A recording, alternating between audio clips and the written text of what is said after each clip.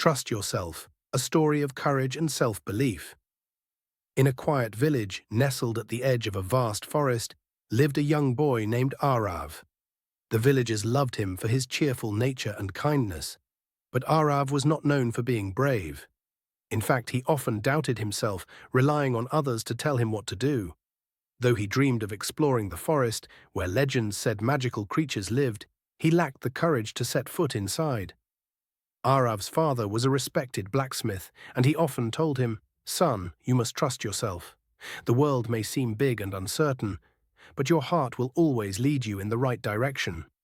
Arav would nod, but deep down he believed he wasn't strong enough to handle the unknown. One evening, as the sun set behind the forest, the village chief arrived at Arav's house with grave news. The sacred river, which nourished the fields and provided water for the village, had dried up.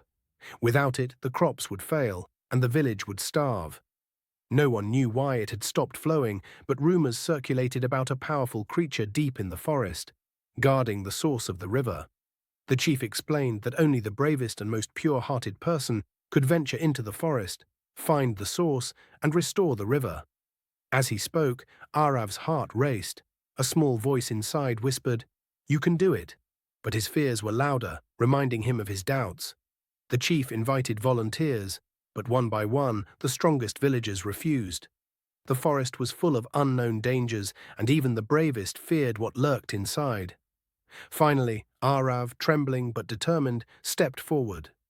"I will go," he said quietly. His friends gasped, and his father looked both proud and concerned. "Are you sure, Arav?" the chief asked.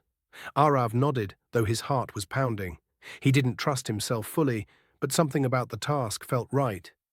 He thought of the village, of his family, and how much they depended on the river. If no one else would go, then he must. The next morning, with only a simple sword and a flask of water, Arav entered the forest. The trees seemed to whisper, and shadows danced at the edge of his vision. Every sound made his heart leap, but he pressed on, determined to prove to himself that he could do this. As he journeyed deeper, he encountered many challenges. First, he came across a deep ravine, too wide to cross. Doubt filled his mind.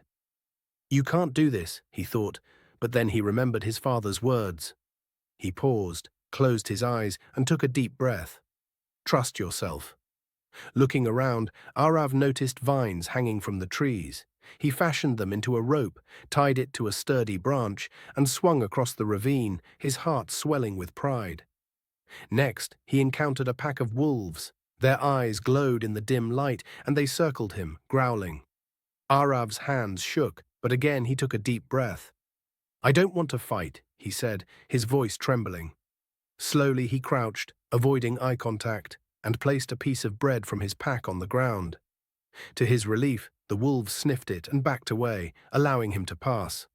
Finally, after hours of walking, Arav reached a clearing where a majestic waterfall once flowed, now reduced to a trickle. In front of the waterfall stood a large, glowing figure, a guardian of the forest. Its eyes shimmered with wisdom, and its voice echoed like the wind. "Why have you come, young one?" the guardian asked.